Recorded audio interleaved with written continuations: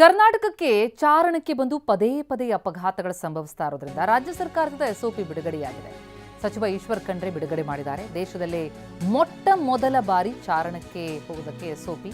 ಕೇರಳದಿಂದ ಚಾರಣಕ್ಕೆ ಬಂದು ಬಾಲಕಿ ನಾಪತ್ತೆಯಾಗಿದ್ಲು. ಚಿಕ್ಕಮಗಳೂರಿನ ಮಾಣಿಕ್ಯದಾರ ಬೆಟ್ಟದಲ್ಲಿ ಆ ಬಾಲಕಿ ಮೃತಪಟ್ಟಿದ್ಲು. ಈ ರೀತಿ ಅವಘಡಗಳು ಪುನರಾವರ್ತನೆ ಆಗ್ತಾ ಇರುವಂತಹ ಕಾರಣ ಸರ್ಕಾರ ಎಸ್ಒಪಿಯನ್ನ ಬಿಡುಗಡೆ ಮಾಡಿದೆ. ಹಾಗಿದ್ರೆ ಏನಿದೆ ಈ ಸೂಚನೆಯಲ್ಲಿ?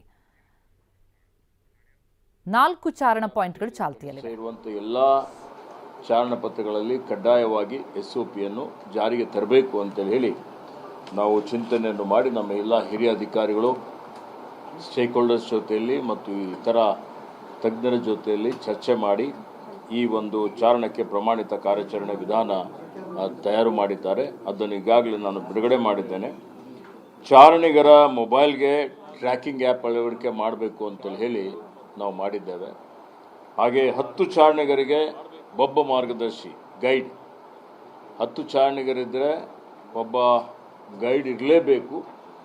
ಗೈಡ್ ಇಲ್ಲದೆ ಚಾರಣಕ್ಕೆ ಅವಕಾಶ ಕೊಡಬಾರ್ದು ಅನ್ನುವಂಥದ್ದು ಹೇಳಿದ್ದೇವೆ. ಆನ್ಲೈನ್ ಮುಖಾಂತರ ಬುಕ್ಕಿಂಗ್ ಆಗುತ್ತೆ. ಬುಕ್ಕಿಂಗ್ ಆದಮೇಲೆ ಒಂದು 10ಗಿಂತ ಕಡಿಮೆ ಇದ್ದರೂ ಸಹಿತ ಗೈಡನ್ನು ಪ್ರೊವೈಡ್ ಮಾಡಬೇಕು, ಅವರಿಗೆ ಕೊಡಬೇಕು. ಗೈಡ್ ಕೊಟ್ಟು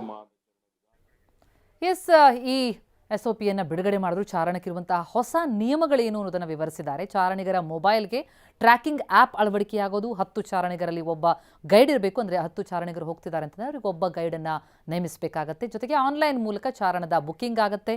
ಹಾಗೆ 10 ಮಂದಿಗೆ ಒಬ್ಬ ಗೈಡ್ ಕೊಟ್ಟ ಬಳಿಕ ಮಾತ್ರ ಅವಕಾಶ ಇರುತ್ತೆ. 500ರಿಂದ 1000 ಮಂದಿ ಒಂದೊಂದೇ ಲೊಕೇಶನಲ್ಲಿ ಚಾರಣಕ್ಕೆ ಹೋಗ್ತಾರೆ. ಒಮ್ಮೆ 150 ಮಂದಿ ಮಾತ್ರ ಚಾರಣಕ್ಕೆ ಹೋಗಬೇಕು, ಇನ್ನೊಂದು ತಂಡ ಕಳಿಸ್ಬೇಕು, ಇಲ್ಲದೆ ಹೋದರೆ ಎನ್ನುವಂಥ ನಿಯಮಗಳನ್ನು ಮಾಡಲಾಗ್ತಾ ಇದೆ.